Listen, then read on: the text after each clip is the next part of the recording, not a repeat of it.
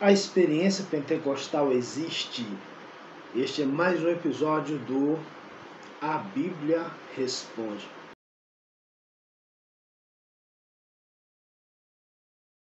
Bom, pessoal, precisamos pensar sobre isso. É de suma importância nós buscarmos refletir isso. E eu falar sobre isso é um problema para os meus amigos sensacionistas, né? Meus amigos mais batistas, amigos mais presbiterianos, mas também vai ser um certo problema para amigos pentecostais clássicos, algumas coisas que eu tenho a dizer. Mas vamos lá, vamos ver se realmente essa experiência ela existe, ela é real de fato. Nesse domingo passado, nós tivemos aí o dia de Pentecostes, 8 de junho, uma data que é comemorada por judeus e por cristãos mais históricos, né?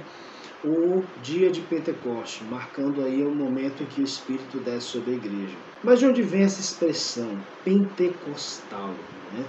Bom, essa expressão, de um certo modo, diz respeito a toda a igreja de Cristo, né? Porque todos somos frutos do Pentecostes em Atos 2.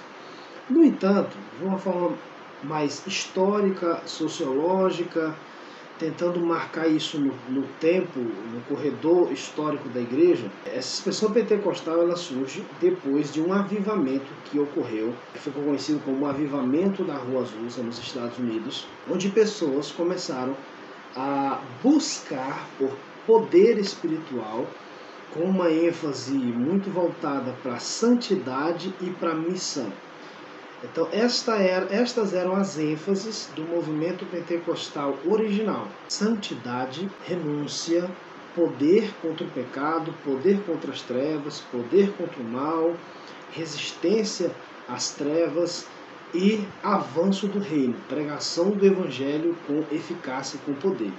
E alguns outros grupos passaram a entender que a evidência disso seria o falar em línguas. E daí eles começam a atribuir, então, a experiência pentecostal ao batismo com o Espírito Santo e interpretar de forma doutrinária os eventos do livro de Atos, ensinando assim, então, surgindo assim, então, uma doutrina que não é histórica.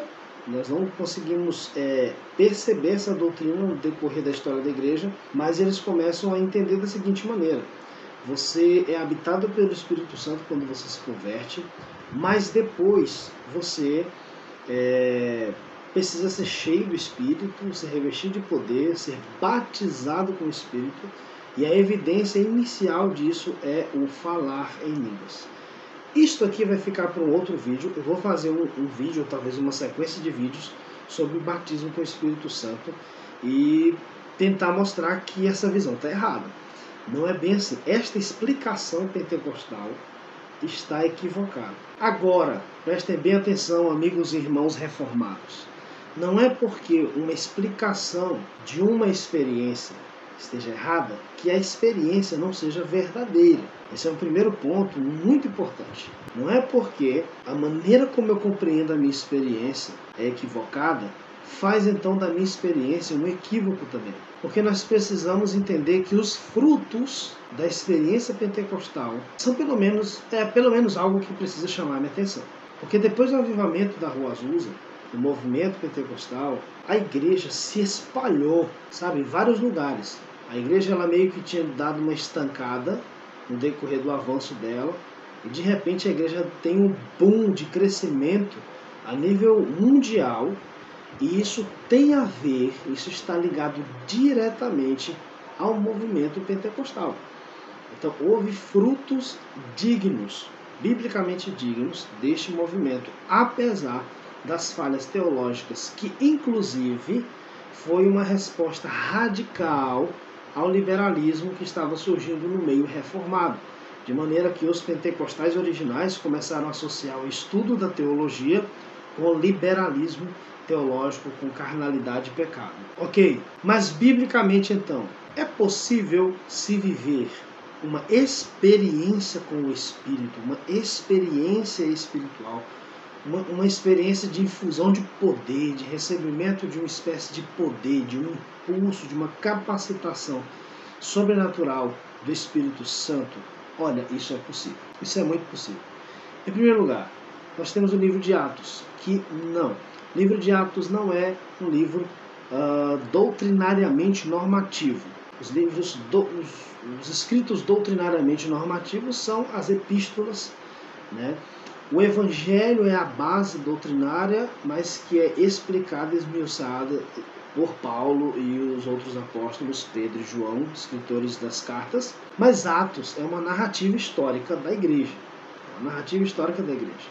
Mas não sendo esse livro doutrinariamente normativo, não significa que esse livro não sirva para nada.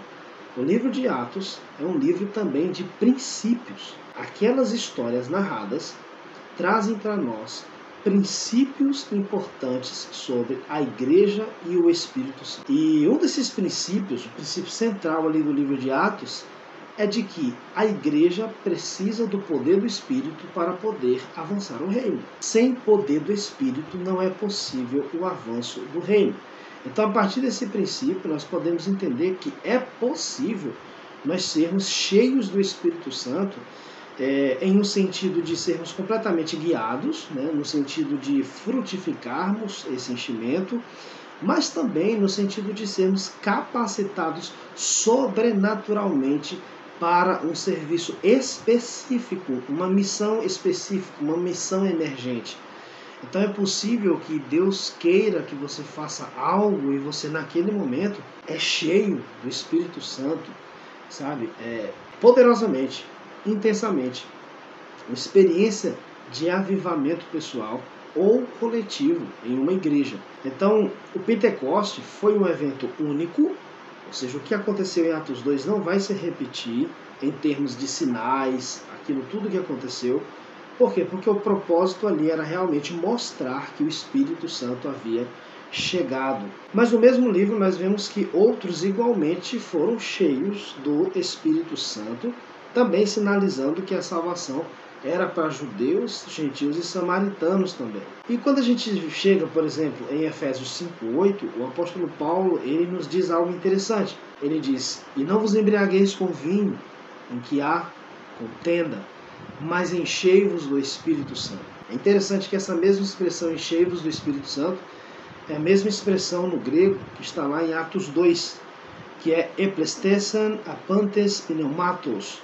Essa expressão tem a ver com isso, com você sendo tomado pelo Espírito Santo, assumindo todos os espaços da sua vida, da sua mente, da sua alma, do seu corpo, da sua existência, e ele assumindo assim o controle total sobre você. Homens no decorrer da história viveram isso. Eu vivi isso. Talvez você que está me ouvindo viveu isso. De sorte que, tanto biblicamente como historicamente, é possível atestar que essa experiência profundamente comovente com o Espírito é uma experiência legítima e possível.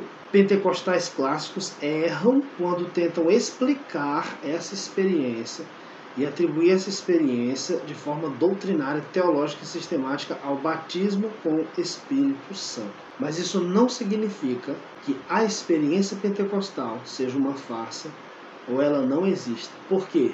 Por causa dos frutos desta experiência. Os frutos da experiência pentecostal, que geralmente apontam para o avanço do reino e uma busca mais profunda pela santidade, atestam que a experiência carismática pentecostal é uma experiência real, verídica e é uma experiência bíblica. Bom, vamos ficar por aqui. Talvez eu faça até uma sequência.